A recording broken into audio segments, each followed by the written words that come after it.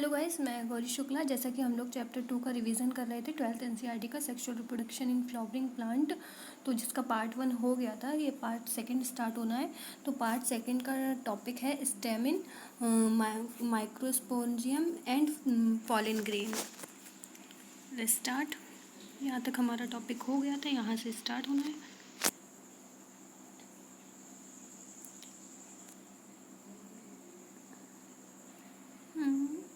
या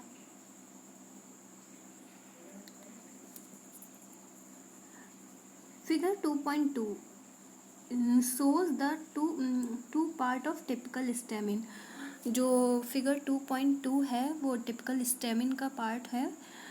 दो पार्ट्स तो करता है। The long cylindrical stock called filament, जो लंबा है और सिलेंड्रिकल शेप का है, उसको फ्लामेंट कहते हैं, और स्टॉक।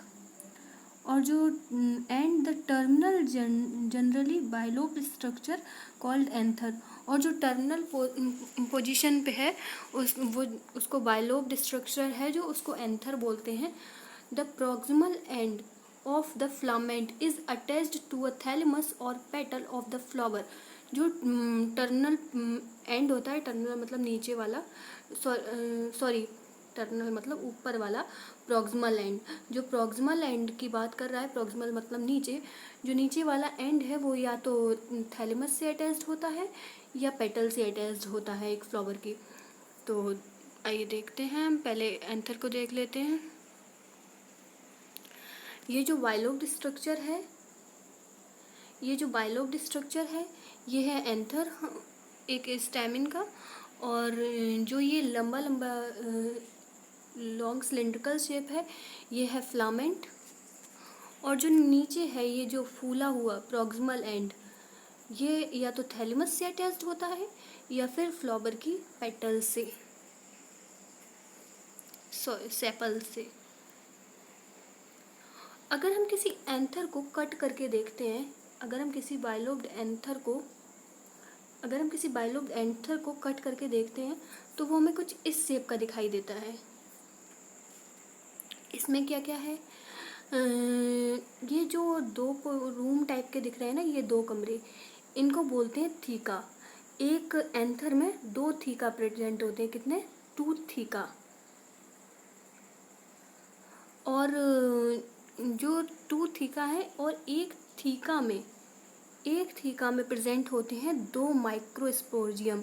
ये हो गया एक माइक्रोस्पोरेंजियम और ये हो गया एक माइक्रोस्पोरेंजियम। 2 थीका प्रेजेंट होते हैं और 2 माइक्रोस्पोरेंजियम, वो 4 माइक्रोस्पोरेंजियम टोटल प्रेजेंट होते हैं एक एंथर में। और जो ये वाला एरिया होता है, इसको बोलते हैं line of diocese. Line of diocese mainly इसलिए होती है जब पॉलन ग्रेन्स निकलते हैं ना, जो माइक्रोस्पोरेंजियम में पॉलन ग्रेन्स भरे हुए होते हैं, जब वो निकलते हैं तो वो यहीं से ये फट जाती है और यहीं से पॉलन ग्रेन बाहर निकल जाते हैं। आगे पढ़ते हैं। The number and length of stamen are variable in flower of different species। अलग अलग स्पीसीज के अलग अलग फ्लावर में की लेंथ, शेप, साइज स्टेमिन की अलग होती है। सबका सेम नहीं होता है, सबका डिफरेंट होता है। If you were to collect stamen each of 10 flower, ये वही बोल रहे हैं, अगर आप 10 फ्लावर की स्टेमिन को कलेक्ट करें, एक स्लाइड पर देखें और उसको बाकायदा उसके डायग्राम बनाएं और देखें, तो उसमें बहुत वेरिएबिलिटी दिखेगी। यही यहाँ पे बात की गई है। If you were collect stamen of each of if you were to collect a stamen each from 10 flower and arrange them on slide, you would be able appreciate the large variation in size seen in nature। आप उस stamen के में बहुत ज़्यादा variation देखेंगे, उसके nature में, shape में, साइज़ में, कलर में, सबकी डिफरेंट होती है हर स्पीसीज़ की, हर फ्लावर की। Careful observation of each stamen under the dissecting microscope and making NEET diagram. मतलब वो ये कह रहे हैं कि आप केयरफुली उसके माइक्रोस्कोप में उसको नोटिस करें, स्टेमिन को, उसके उसमें जो वेरिएबिलिटी है, वेरिएबलनेस है, उसको देखें, जो उसमें कितना ज़्यादा डिफरेंस आएगा उन 10 फ्लावर की स्टेमन्स में। आगे बढ़ते हैं। ए typical angiosperm anther is bilobed. एक एंजियोस्पर्म मतलब फ्लावरिंग प्लांट, एक एंजियोस्पर्म के एंथर मोस्टली बायलोब्ड होता है। बायलोब्ड भी हम लोगों ने देखा। With each lobe have 2 theca, जिसमें 2 थीका प्रेजेंट होते हैं। अभी हम लोगों ने यहाँ देखा था ना, ये थीका प्रेजेंट है, 2 theca.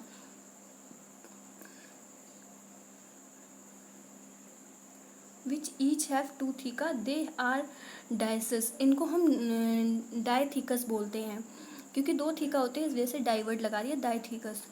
Often longitudinal groove run lengthwise separating the theca. एक लंबी सी नाली टाइप की जाती है, ग्रोव मतलब होता है नाली, ग्रोव मतलब होता है नाली। एक लंबी सी नाली टाइप की जाती है जो कि थीका को डिवाइड कर देती है, सेपरेट कर देती है। ये जो आप फिलामेंट देख रहे हैं ना, स्टॉक, ये ऐसे जाती है इसके ऊपर से और दोनों थीका को डिवाइड कर देती है। Let us understand the various type of tissue and their organization in the transverse section of anther। हम लोग देखते हैं एंथर में कौन कौन से टिश्यू हैं, उसकी ऑर्गेनाइजेशन में। The bilobed nature of anther is very distinct in the transverse section of anther. देखो, क्योंकि एंथर को हम ट्रांसवर्स सेक्शन से ही काट के समझ सकते हैं, क्योंकि जब हम लॉन्गिट्यूडनली अगर हम एंथर को काट भी दें तो वो हमको नहीं दिखेगा। जब ऐसे काटेंगे तो प्रॉपर नहीं दिखेगा कितने थीका है, कितने माइक्रोस्पोरेंजियम है, ये चीज़ हमको नहीं पता चलती है। The anther is of 4 side. अभी मैंने बताया कि 2 थीका होते हैं और 2 थीका में एक थीका में दो माइक्रोस्पोर वो होते हैं,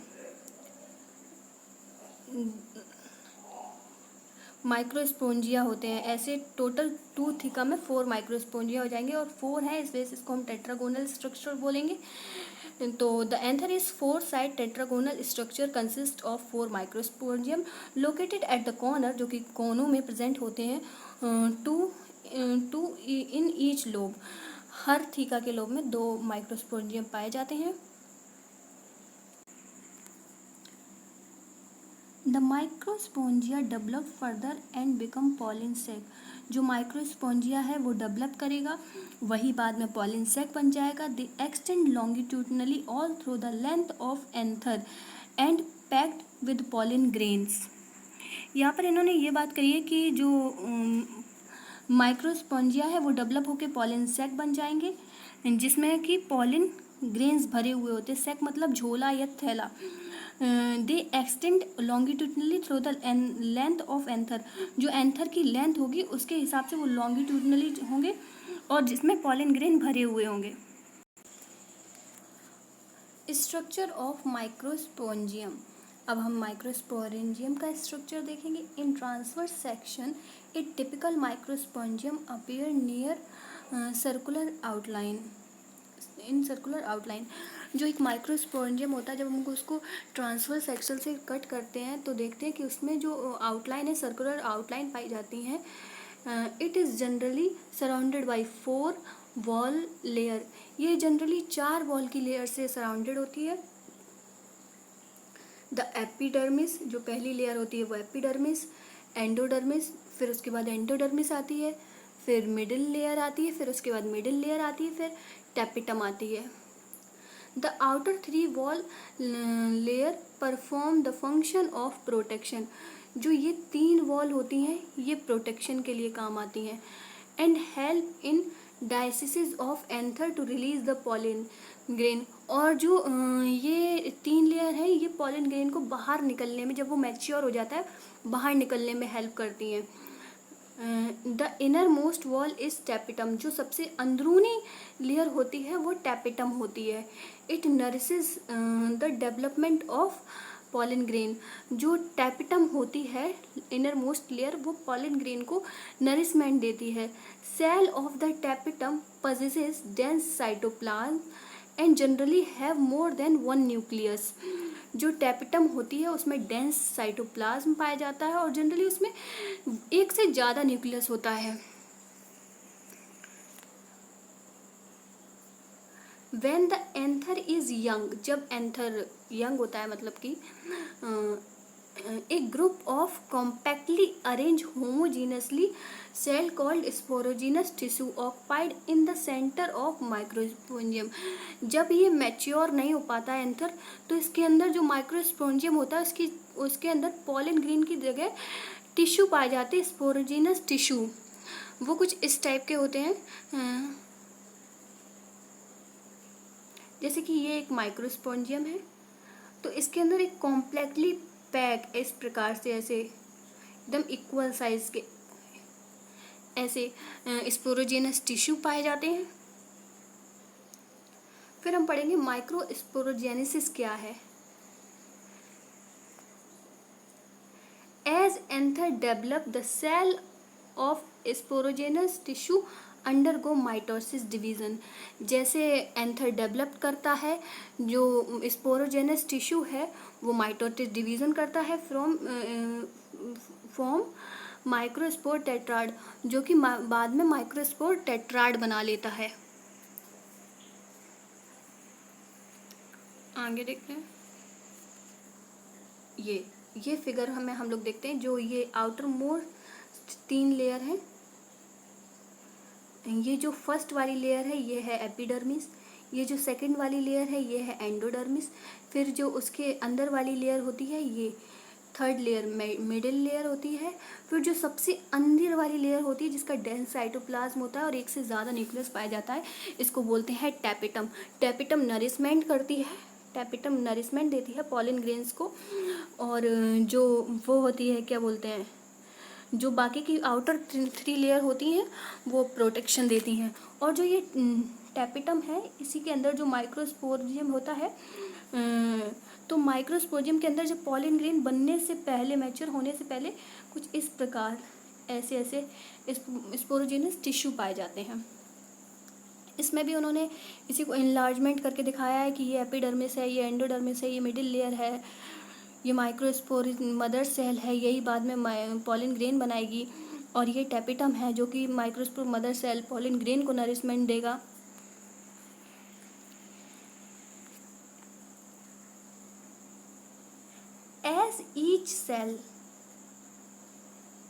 As each cell of sporogenous tissue is capable to give rise a microspore tetrad, sporogenous tissue की हर सेल में ये कैपेबिलिटी होती है कि वो माइक्रोस्पोरस टेट्राड बना सके। Each one of potential pollen और माइक्रोस्पोर मदर सेल, ठीक है, हर पॉलिन की, हर माइक्रोस्पोर मदर सेल में ये पोटेंशियल होता है कि वो एक पॉलिन ग्रेन बना सके। The process of formation of microspore from pollen mother cell through meiosis is called microsporogenesis। देखो, पॉलिन ग्रेन मदर सेल से पॉलिन का बनना, पॉलिन ग्रेन मदर सेल से पॉलिन का बनना ही माइक्रोस्पोरोजेनेसिस कहलाता है। ये प्रोसेस है, इसी प्रोसेस को माइक्रोस्पोरोजेनेसिस क्या कहते हैं। The microspore as they are formed are arranged in cluster of 4 cell. जो माइक्रोस्पोर होते हैं वो 4 सेल के क्लस्टर में पाए जाते हैं, माइक्रोस्पोर टेट्राड जिनको हम बोलते हैं। As the anther mature and dehydrate, जैसे एंथर मैच्योर हो जाता है और फिर सूख जाता है, मैच्योर होने के बाद the microspore dissociate from each other, फिर जो माइक्रोस्पोर्स होते हैं वो एक दूसरे से अलग हो जाते हैं। मैं समझाती हूँ, देखो, जैसे कि ये एक माइक्रोस्पोर है, पहले ये स्पोरोजेनस टिश्यू था, जब ये यंग था तो ये एकदम कॉम्प्लेक्सली पैक था, फिर इसके बाद ये मैच्योर हो जाएगा, फिर इसके अंदर जो साइटोप्लाज्म वगैरह था ये वो डिहाइड्रेट हो जाएगा, सूख जाएगा, फिर ये लेयर फट जाएगी, इसके बाद पॉलिन ग्रेन्स बाहर निकल आएंगे।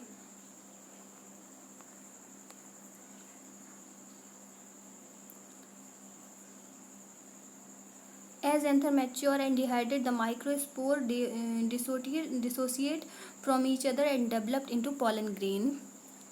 Inside microsporidium, several thousand of microspore and or pollen grain are formed. They are released with diathesis of anther. यहाँ पे ये बोल रहा है कि जो माइक्रोस्पोरियम होता है उसके अंदर हजारों माइक्रोस्पोर पाए जाते हैं, हजारों पॉलिन ग्रेन पाए जाते हैं और वो रिलीज होते हैं डायसिस ऑफ एंथर. ऊपर बताया था डायसिस ऑफ एंथर क्या होता है, वो वाली जगह जहाँ से पॉलिन ग्रेन ईजिली बाहर निकल जाते हैं. पॉलिन ग्रेन के बारे में पढ़ते हैं कि पॉलिन ग्रेन क्या है. The pollen grain represent the male gametophyte. जो पॉलिन ग्रेन होता है वो मेल गैमेटोफाइट होता है. If you touch the open anther of hibiscus और एनी अदर फ्लावर, अगर आप हिबिस्कस के फ्लावर के एंथर को टच करें या फिर किसी और फ्लावर के एंथर को टच करें, you would find deposition of yellowish powder. तो आप पाएंगे अपने हाथों में, अपनी फिंगर्स में येलो पाउडर आ जाएगा. एक येलो कभी आपने यूज़ करा होगा, वो नोटिस करा होगा. स्प्रिंगल वही पॉलिन ग्रेन होते हैं बेटा जो येलो पाउडर होता है. Sprinkle these grain on a drop of water on a glass slide and observe under a microscope. यहाँ पर ये बोल रहा है कि जो आपने वो येलो पाउडर लिया था एक एंथर का, जो येलो डिपोजिशन लिया था हिबिस्कस का, उसको एक ग्लास स्लाइड पे डालिए, उस पर एक ड्रॉप ऑफ वाटर डालिए, फिर माइक्रोस्कोप के अंदर उस स्लाइड को रख के देखिए. You will really amazed at the variety of architecture, shape, size, color, design. आप देख के चौंक जाएंगे कि उसमें कितना ज़्यादा वेरिएशन है. हर स्पीसीज़ का, हर फ्लावर का, हर स्पीसीज़ के फ्लावर का शेप, कलर, साइज, डिज़ाइन बिल्कुल अलग डिफरेंट होता है. बहुत ज़्यादा वेराइटी होती है. Seen on the pollen grain from different species. अलग अलग स्पीसीज़ में pollen grain are generally spherical, measured about 25 to 50 micrometer in diameter. जो pollen grain होते हैं वो जनरली स्फेरिकल होते हैं और 25 से 50 माइक्रोमीटर इनका डायमीटर होता है. It has prominent 2 layer wall. इनकी 2 लेयर होती हैं. The hard outer layer is called exine. जो बाहरी लेयर होती है वो सख्त होती है, हार्ड होती है, जिसको एक्साइन बोलते हैं. Is made up of sporopollenin, जो कि स्पोरोपोलिन की बनी होती है. Which is one of the most resistant organic metal non, जो कि बहुत ज़्यादा रेजिस्टेंट ऑर्गेनिक मटेरियल है. It can withstand high temperature, strong acid and alkali. ये मतलब किसी में भी डिस्ट्रॉय नहीं होता है. हाई टेम्परेचर पे भी ये बना रह सकता है, ये स्ट्रॉन्ग एसिड में भी बना रह सकता है, ये एल्कलाइन नेचर में भी बना रह सकता है. No enzyme that degrade sporopollenin so far known. मतलब कोई भी एंजाइम इसे नहीं तोड़ पाता है स्पोरोपोलिन को.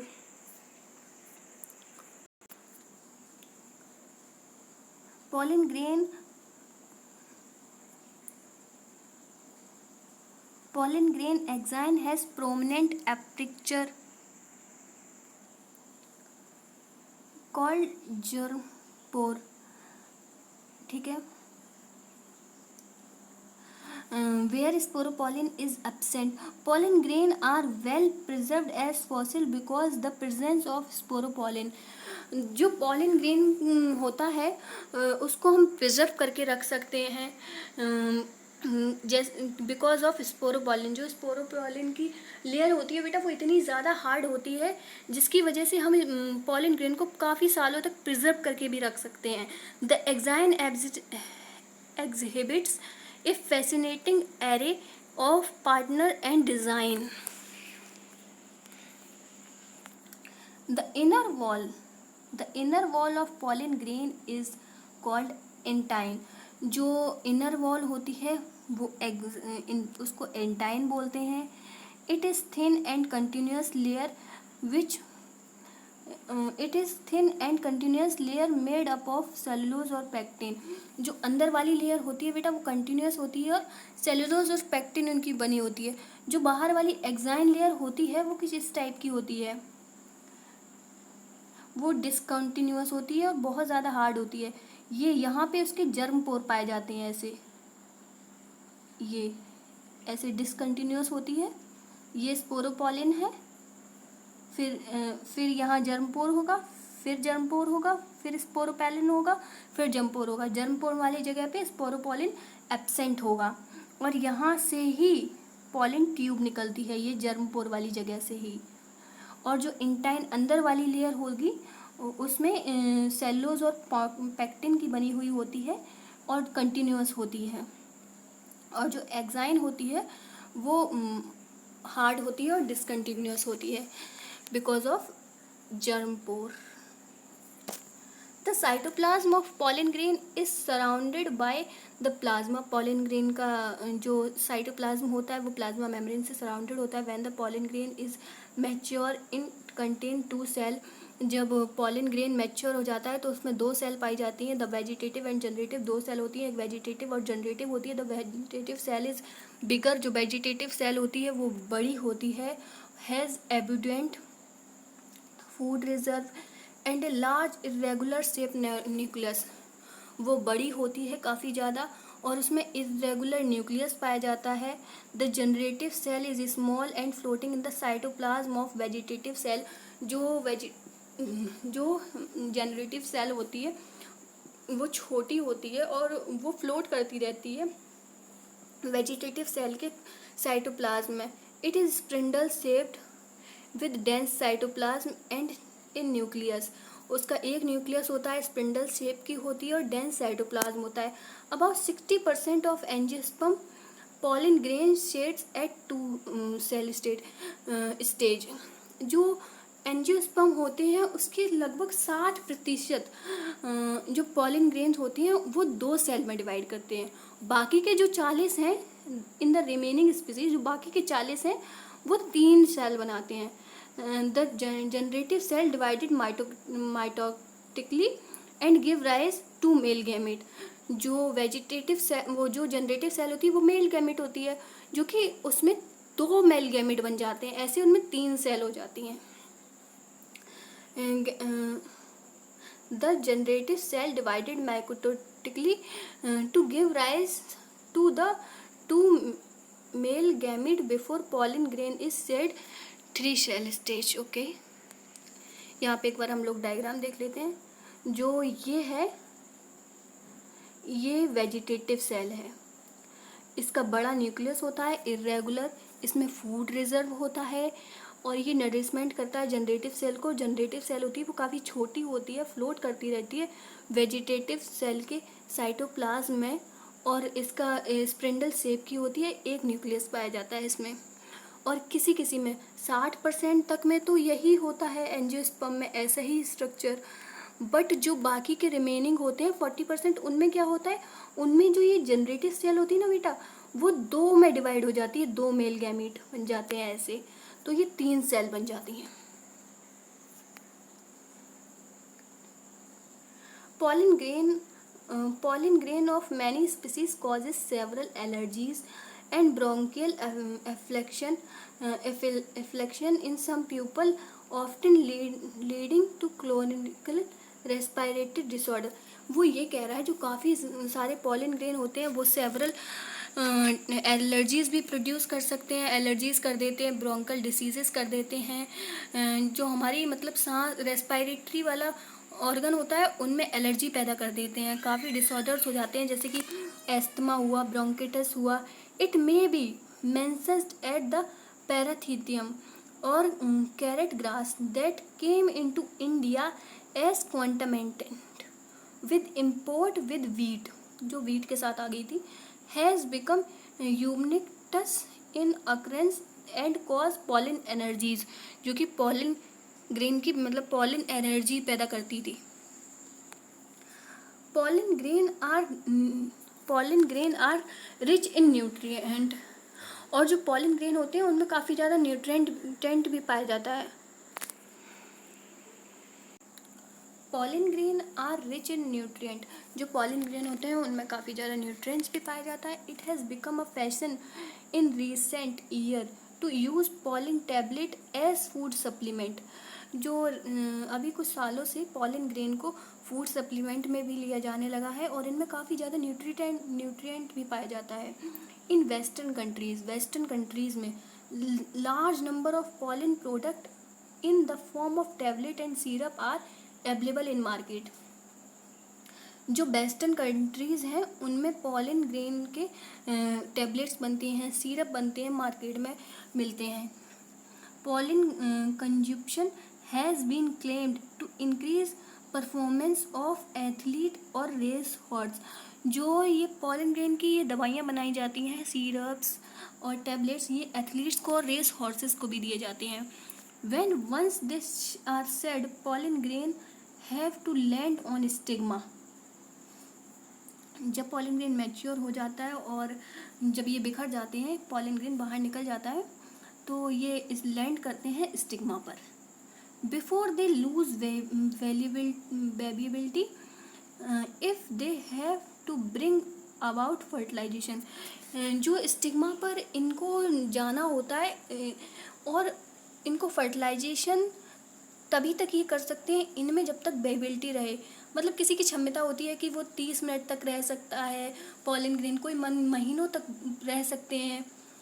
मतलब उनको भी फर्टिलाइजेशन का एक टाइम होता है कि बाहर अगर हम निकल गए वो एयर में, जैसे कि आगे पढ़ते हैं फिर समझते हैं. How long do you think the pollen grain retain viability. आप कहाँ तक सोच सकते हैं कि पॉलन ग्रेन में कहाँ तक उसकी वेबिलिटी होगी. The period for which pollen grain remain viable is high variable. देखो अलग अलग स्पीसीज़ के पॉलन ग्रेन की अलग अलग क्षमता होती है. Some extent depend on the prevailing temperature और ह्यूमिडिटी. जो वहाँ का टेम्परेचर होता है उस पर भी ये डिपेंड करता है. वहाँ का टेम्परेचर कैसा है, ह्यूमिडिटी कैसी है वातावरण में. इन सम cereals such as rice and wheat, pollen grain lose viability in 30 minutes. देखो चावल है, गेहूँ है, इनमें सिर्फ 30 मिनट की क्षमता होती है इनके पॉलन ग्रेन. 30 मिनट के अंदर इनको स्टिग्मा पर जाकर पॉलन ट्यूब बनाकर इनको फर्टिलाइजेशन करना होता है. And in some member of Rosaceae, Leguminosae, Solanaceae, जो ये फैमिलीज़ हैं Rosaceae, Leguminosae and Solanaceae, they maintain viability for month. इनमें इनके पॉलन ग्रेन जब निकल जाएं एंथर से तो इनमें महीने भर की क्षमता होती है कि ये महीने भर बाद भी फर्टिलाइजेशन कर सकते हैं. You have hear to store semen sperm of many animals including human for artificial insemination. आप लोगों ने सुना होगा कि ह्यूमन के मेल का स्पर्म और सीमन को स्टोर करके रखा जाता है और एनिमल्स के लिए, क्योंकि उनको आगे आर्टिफिशियल इंसेमिनेशन करा सकें.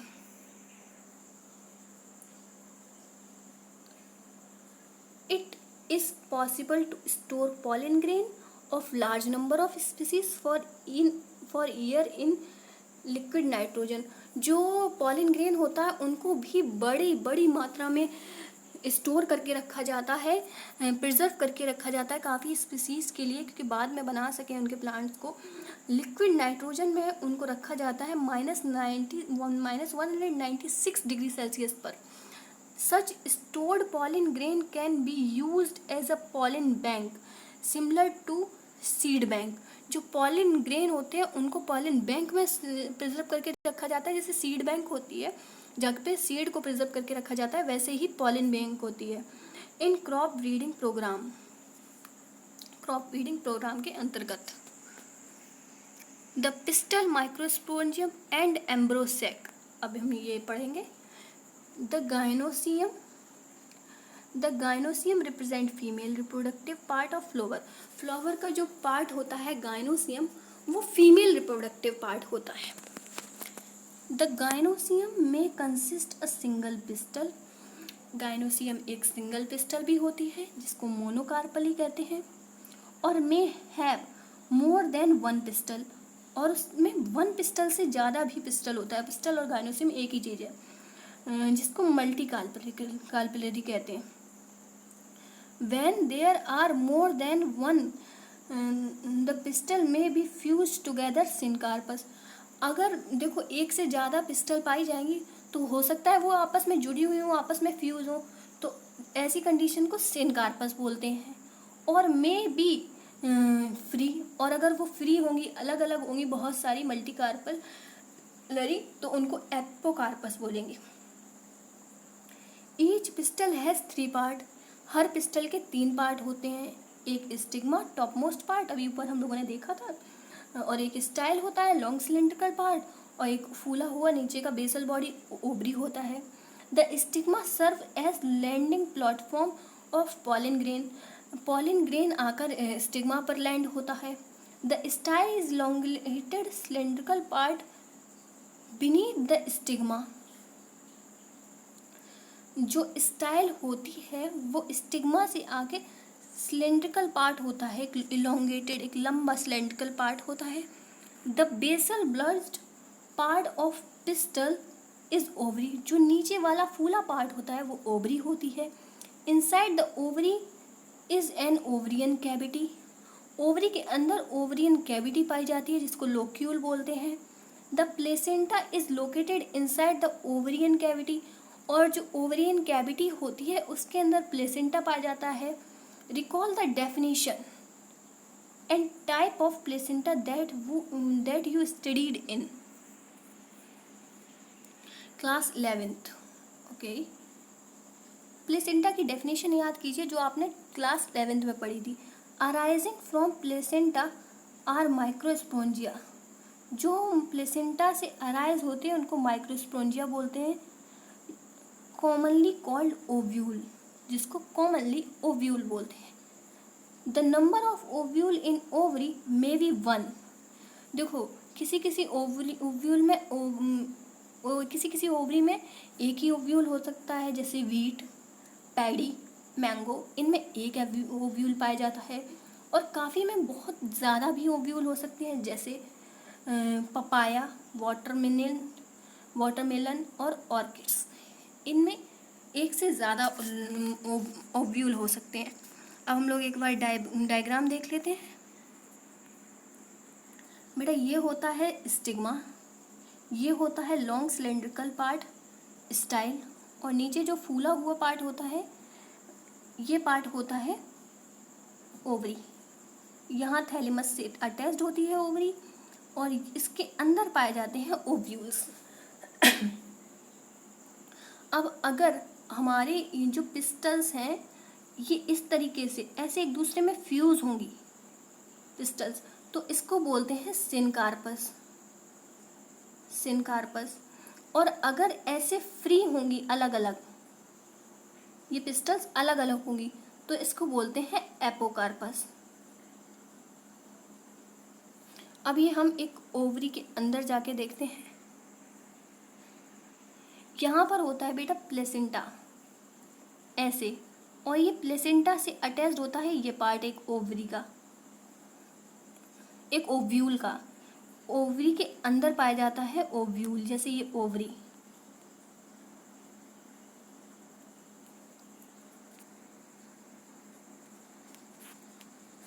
ओवरी के अंदर पाया जाता है ओव्यूल, ऐसे होता है प्लेसेंटा। और ये वाला प्लेसेंटा से जो पार्ट टच होता है वो होता है फ्यूनिकल। फ्यूनिकल के बाद आता है एक लेयर होती है उसको बोलते हैं हीलियम, हीलियम। और फिर जो ऊपर जो ओवरी के खुला हुआ पार्ट होता है थोड़ा सा, उसको बोलते हैं micropyle.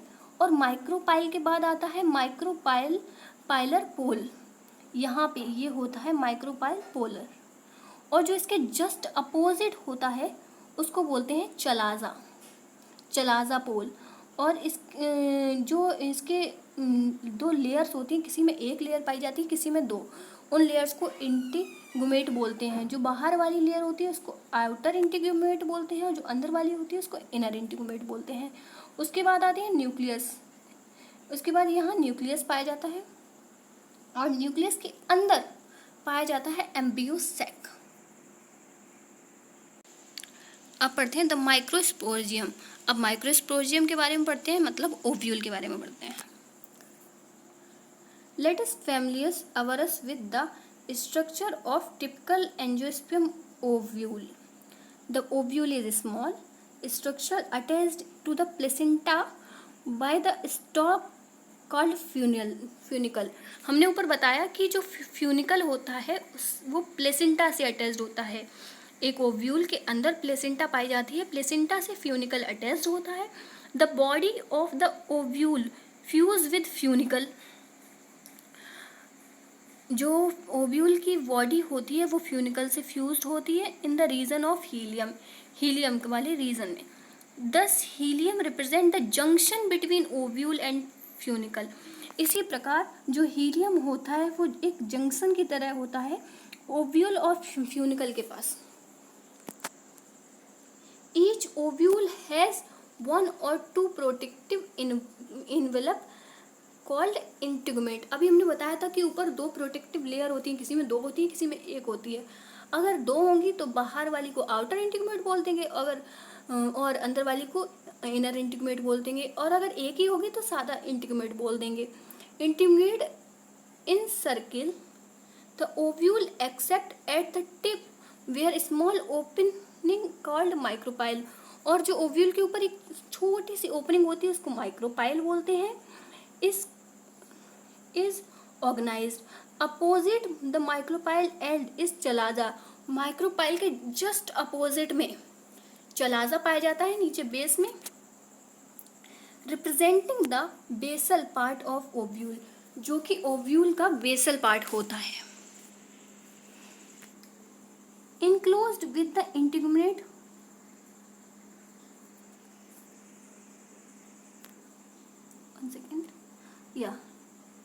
enclosed with the integument is the mass of cell is called nucleus। और जो इंटीगमेंट वाली लेयर होती है उसके पास जो मासेस पाए जाते हैं सेल के वो न्यूक्लियसेस होते हैं। Cell of nucleuses have abundant reserve food material. जो न्यूक्लियस की सेल होती है उनमें रिजर्व फूड पाया जाता है। Located in the nucleus is embryo sac. और जो न्यूक्लियस के अंदर पाया जाता है वही होता है एम्ब्रियो सैक और female gametophyte. An ovule generally have a single embryo sac formed from megaspore through the reduction division. Microsporogenesis. अब पढ़ेंगे माइक्रोस्पोरोजेनेसिस क्या है। The process of formation of microspore from the microspore mother cell is called microsporogenesis. Microspore mother cell से microspore का बनना ही microsporogenesis कहलाता है। Ovule generally differentiated is single microspore mother cell in micropyle region of the nucleus. It is large cell contain dense cytoplasm and a prominent nucleus. Okay, the microsporangium mother cell undergoes mitotic division. What is the importance of microspore mother cell undergoing micromeiosis? देखो जब तक वो division नहीं करेगी तो microspore कहाँ बनेंगे। Meiosis result in the production of microspore. हो गया कि मियोसिस के बाद ही तो माइक्रोस्पोर बनते हैं। Female gametophyte in majority of flowering plant. अब हम पढ़ेंगे फीमेल गैमेटोफाइट के बारे में। In majority of flowering plant में one of the microspore is functional while the other three is degenerated। देखो जैसे कि ये एक माइक्रोस्पोर है, इसमें ये टेट्राड होता है, ये 4 लेयर होती हैं, 4 सेल। तो ये बाहर वाली सेल तो बनी रहती है। ये 3 लेयर होती हैं, ये हटा दो, ये 3 जो लेयर होती हैं ये डिजेनरेट करके इसको नरिशमेंट देती है। तो यहाँ पे यही बात हो रही है। While the other 3 degenerate, only the functional microspore develop। जो फंक्शनल माइक्रोस्पोर है वही डेवलप करेगा into फीमेल गैमेटोफाइट में। The method of embryo sac formation from single microspore is termed as monosporic development. Micro जो एम्ब्रियो सैक का formation होता है एक सिंगल मेगास्पोर से, उसी को मोनोस्पोरनिक डेवलपमेंट बोलते हैं। What will be the body of cell of nucleus microspore mother cell? ये पूछ रहा है कि जो माइक्रोस्पोर मदर सेल होती है उसकी प्लॉडी क्या होती है, ये हम आगे पढ़ेंगे। वैसे एन होती है, जो 4 सेल होती है सबकी एक एन होती है। The functional megaspore and female gametophyte. Okay, यहाँ पे हम लोग डायग्राम देख लेते हैं एक बार।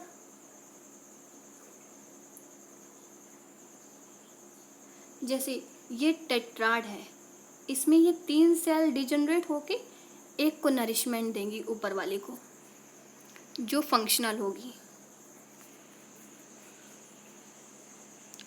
Late us study formation of embryo sac in little more detail. अब हम थोड़ा सा डिटेल में एम्ब्रियो सैक के फॉर्मेशन को पढ़ते हैं। The nucleus of formation megaspore divided mitotically nucleus functional megaspore divide करेगा न्यूक्लियस का टू फॉर्म न्यूक्लियाई बनाने के लिए, which move to opposite pole, जो कि अपोजिट पोल में मूव कर जाएगा, from the two nucleate embryo sac two more sequentially mitotic nuclear division result in formation of 4 nucleate. ये 2 न्यूक्लियस से फिर से 2 न्यूक्लियस बन जाएंगे, न्यूक्लिएट बन जाएंगे, फिर ये 4 न्यूक्लिएट से फिर 8 न्यूक्लिएट बन जाएंगे। ऐसी माइटोटिकली डिवीजन चलेगा। Stage of embryo sac 8 nucleate पे ये प्रोसेस रुक जाता है।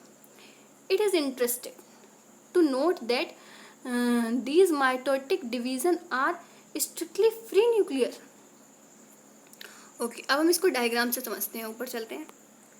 जैसे वो ये कह रहा है, ये सेल को, इन तीनों सेल ने इसको नरिशमेंट दिया फंक्शनल सेल को, फिर ये इससे ये एक न्यूक्लियस बन गया ऐसे करके, फिर ये न्यूक्लियस डिवाइड करेगा, 2 न्यूक्लियस बना लेगा ऐसे। यहाँ पे ये 2 न्यूक्लियस बन गए, फिर ये 2 और डिवाइड करेंगे माइटोटिकली, 4 बन जाएंगे। ऐसे ये 4 और डिवाइड करेंगे, 8 बन जाएंगे और अपोजिट पोल्स पे पहुंच जाएंगे।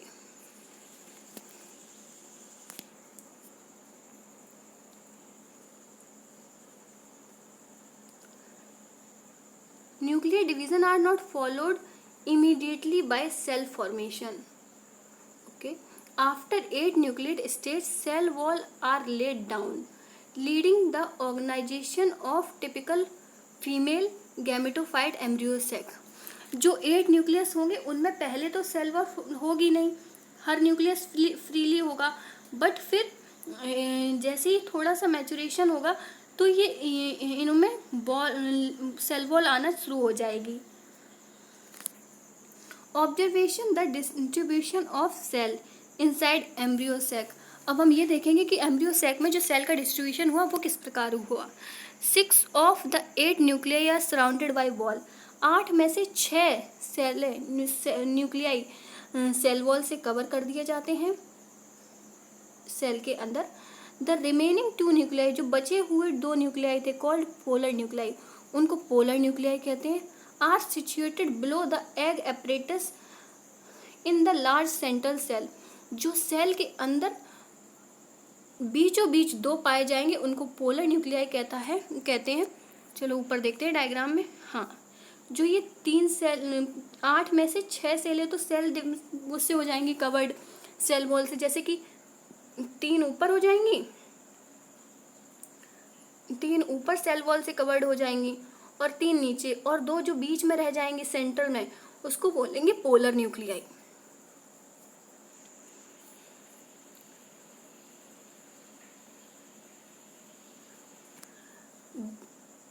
There is characteristic distribution of cell wall within embryo sac। 3 cells are grouped together at micropylar end। जो माइक्रोपायलर एंड होगा उस पे 3 सेलें होंगी लगातार। Constitute the egg apparatus.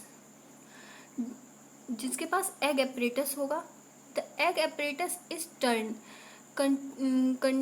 Consist of 2 synergid cell on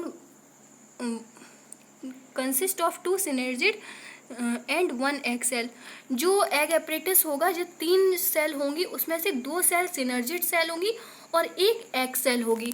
the synergid cell is special cellular thickening at the micropylar tip. जो micropylar tip होगी जिसमें synergid cell होंगी उसमें एक स्पेशल टाइप की थिकनिंग होगी, सेलुलर थिकनिंग होगी, इज कॉल्ड फिलीफॉर्म एपरेटस, जिसको फिलीफॉर्म एपरेटस बोलेंगे, which play an important role in guiding the pollen tube into the synergid cell. जब पॉलन ट्यूब आएगी तो यही सेल, सिनर्जिड सेल पहले देखेंगी कि यही पॉलन है, यही पॉलन ग्रेन है जिसकी हम लोगों को ज़रूरत है, यही राइट वाला है या नहीं। 3 cell are at chalazal end, और 3 सेल चलाजा साइड पे होंगी, चलाजा पोल पे, जिसको एंटीपोडल बोलेंगे। The large central cell as mentioned earlier has 2 polar nuclei, thus a typical angiosperm embryo sac at majority through 8 nuclide और 7 सेल्ड।